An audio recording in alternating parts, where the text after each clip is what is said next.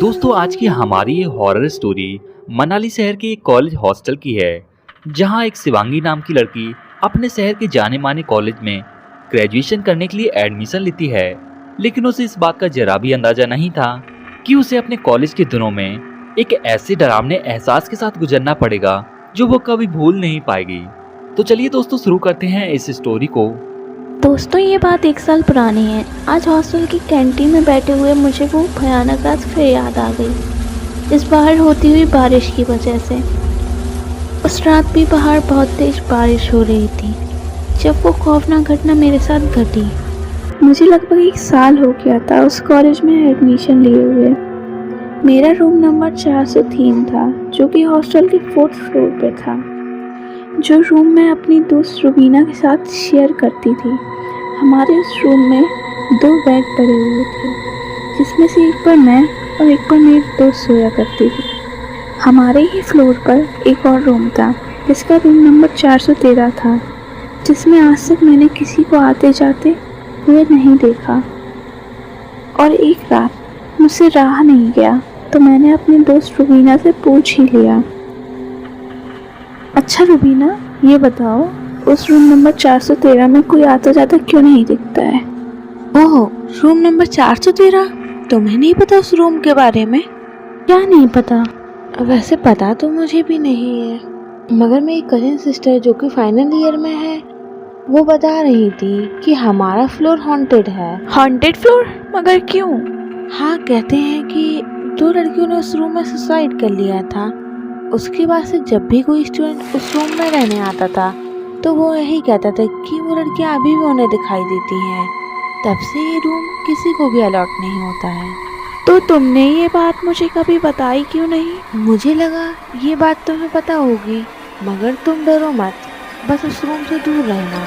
मैंने ये बात उस रात रुबीना को नहीं बताई कि मुझे इन सब बातों पर कोई विश्वास नहीं है। अब मुझे उस रूम की सच्चाई जाने हुए कुछ 3 महीने हो गए, मगर अभी तक ऐसा कुछ भी नहीं हुआ था जिससे मुझे रुबीना की बात सच लगे। इसलिए उस कहानी को बस मैंने हॉस्टल का एक र्यूमर मान लिया। एक रात बहुत तेज बारिश हो रही थी, जिसमें मेरी नींद टूट गई। ये शोर कैसा? बारिश हो रही है? टाइम क्या हुआ है? रात के 2:30 बज रहे थे जब मेरी नींद टूटी। मैंने सोने की दोबारा कोशिश की, मगर सो नहीं पाई। तो मैंने सोचा शायद थोड़ी देर रूम में टहलने से मुझे नींद आ जाए। मैं खड़े होकर रूम में टहलने लगी, मगर तभी रुबीना की आवाज़ आई। अरे यार, क्या कर रही है? इतनी रात को सो जा, तेरी वजह से मैं भी नहीं सो पा रही। सॉरी, मैं बाहर जाके राउंड लगा लेती हूँ। इतना कहकर मैं रूम से बाहर आ गई और कॉरिडोर में चक्कर लगाने लगी। जब मैं रूम नंबर 413 की डायरेक्शन में चलने लगी तो मुझे वहाँ से किसी के हंसने की आवाज़ आई, और जैसे जैसे मैं उस रूम के पास पहुँचने लगी तो हंसने की आवाज़ और ज़्यादा तेज़ हो गई। जब मैं उस रूम के पास पहुँची तो मैंने देखा उस रूम का दरवाज़ा थोड़ा सा खुला हुआ था, जिसे देख के मुझे बहुत खुशी हुई। मैंने अपने आप से कहा, चलो फाइनली यहाँ कोई रहने तो आया। अब ये हॉन्टेड फ्लोर की अफवाहें बंद तो होंगी। इतना कहते ही मैं रूम के पास गई और रूम में अंदर देखने की कोशिश की, मगर रूम की लाइट्स बहुत कम थी तो मैं अंदर नहीं देख पाई। मैंने उनसे मिलने का फैसला किया और ये सोचकर दरवाजे पर नॉक किया। मेरे नॉक करते ही वो हंसने की आवाज़ें बंद हो गई, मगर अंदर से किसी ने जवाब नहीं दिया। इसलिए मैंने दोबारा नॉक किया तो अंदर से आवाज़ आई, अंदर आ जाओ। ये किसी लड़की की आवाज़ थी।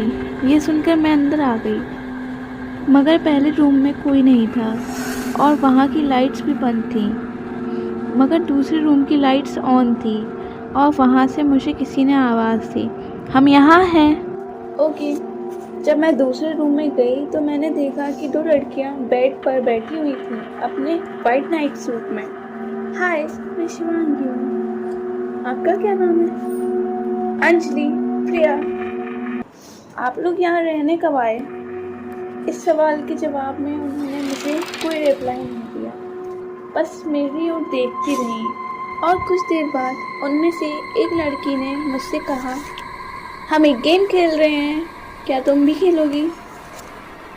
ये बात सुन के मुझे थोड़ा अजीब लगा, मगर इस बात को नज़रअंदाज करते हुए मैं खेलने को तैयार हो गई। गेम, हाँ ज़रूर, क्यों नहीं। तो ठीक है, उस टेबल पे से एक पेन और एक पेपर उठा लाओ।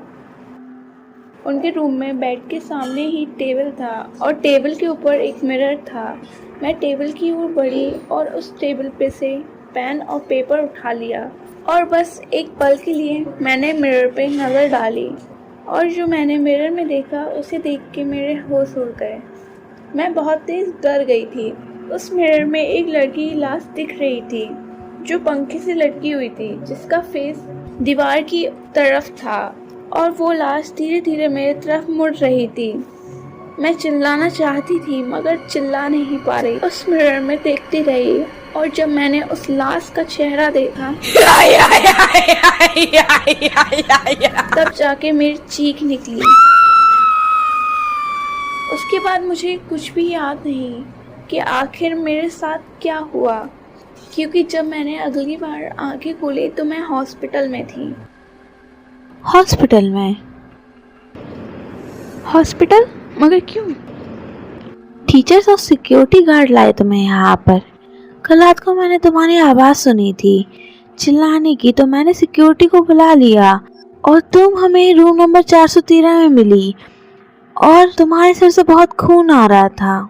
रुबीना ने उस दिन मुझसे पूछा कि आखिर उस रूम में क्या हुआ था, मगर जाने क्यों मैंने ये बात उसे नहीं बताई और आज तक मैंने ये बात अपने तक ही रखी हुई है। तो दोस्तों, ये स्टोरी यहीं पर ख़त्म होती है और उम्मीद है कि आपको हमारी स्टोरी और एनिमेशन पसंद आया होगा। तो फ्रेंड्स, क्या आप और भी ऐसी हॉरर स्टोरी देखना पसंद करेंगे?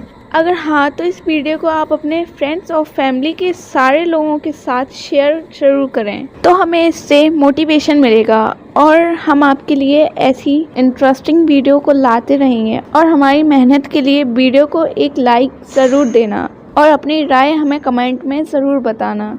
तो फ्रेंड्स, फिर मिलते हैं एक और नई वीडियो के साथ। तब तक के लिए आप अपना ख्याल रखें।